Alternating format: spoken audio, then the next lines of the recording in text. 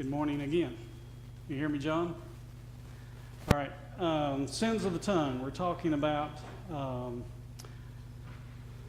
what are we talking about this morning? Not quite, but we're going to get there very soon. Remember, it's that thing up there underneath the TV. That's not a clamor up there. That's a rail, yes. It's that thing we're talking about, right? It always has to do with somebody else or something else, right? It's never about us. We're going to get into that more as we talk about complaining and murmuring, that sort of thing. Remind me what railing and clamoring are. Anybody? Not everybody? Sins of the tongue, absolutely. Good.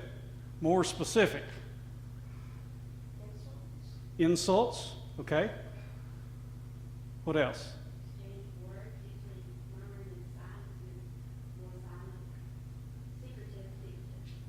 Okay, right. Clamoring is, okay, think about loud things, right? An exchange of words and ideas. So we're talking about soft talking and smooth and poetry, that kind of exchange of words, Linda? Okay, what kind of exchange of words?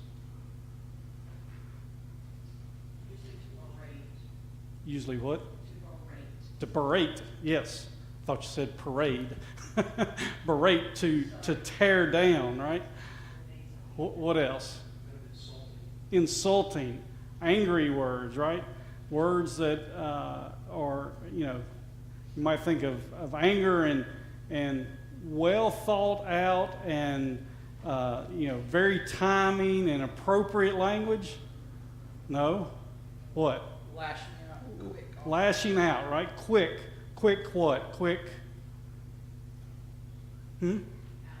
Quick outbursts.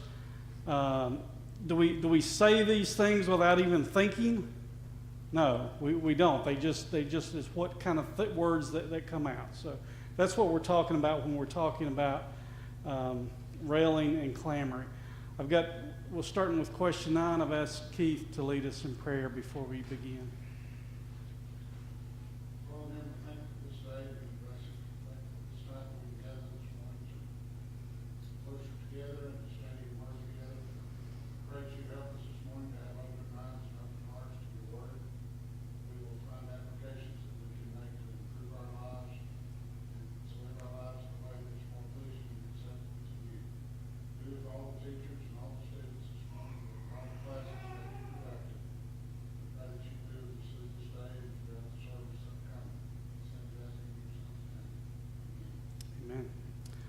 So the goal is to kind of get through this lesson this morning and then dig into murmuring and complaining. So that is what we're going to be trying to accomplish. We are a little bit, we've got a few things to get through all the lessons. I kind of planned it that way. But I do want to spend a little bit of time with complaining. So we'll make sure that we dig into that lesson a little bit. So question 9 on this lesson on railing and clamoring. If a person desires to follow after Christ, what is the first thing Christ says he should do? How would following this instruction help with the sin of railing and clamoring?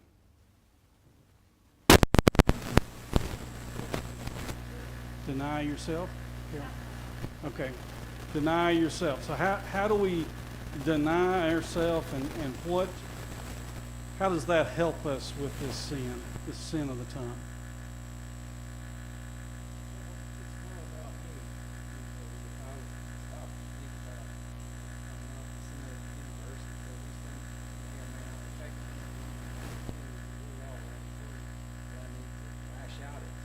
Okay. So it makes us think about what we're doing. It makes us slow down a little bit for one thing. Instead of just quickly getting into it with somebody else, we take some time, we think about it, and we deny ourselves. What does self want to do? It wants to get in there and get into that tussle and just jam it up with them, right? That's what the flesh wants to do. but we need to hold ourselves back from that self. We need to desire to follow Christ. Did Christ show the example? Did he show the way? Right?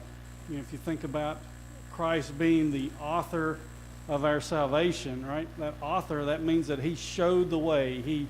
He went before us and he showed us how the way. How did Christ show the way? Can you think of an example of how Christ showed the way? He washed others' feet. Okay. How does that show that he didn't rail or clamor? Okay, he didn't complain about it.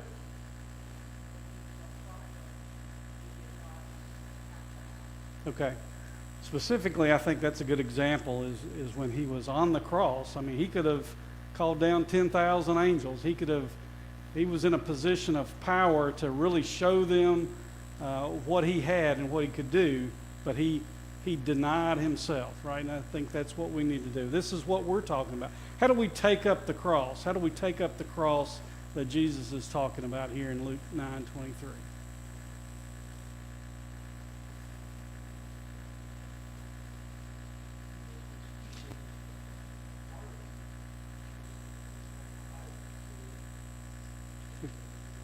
Okay. How do we make his teachings a part of us? I think that's right.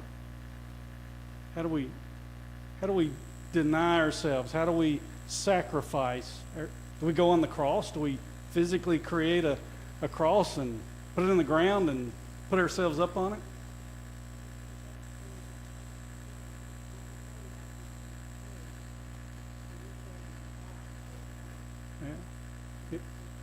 Yeah, absolutely. So as they lash out at us, we don't have to return those same things. We can just absorb that, and we can take that as they say it. We don't have to take their things that they do to us and, an eye for an eye and a tooth for a tooth like we would have thought under the Old Testament, but we instead heaps coals upon their heads, right? We show them by example.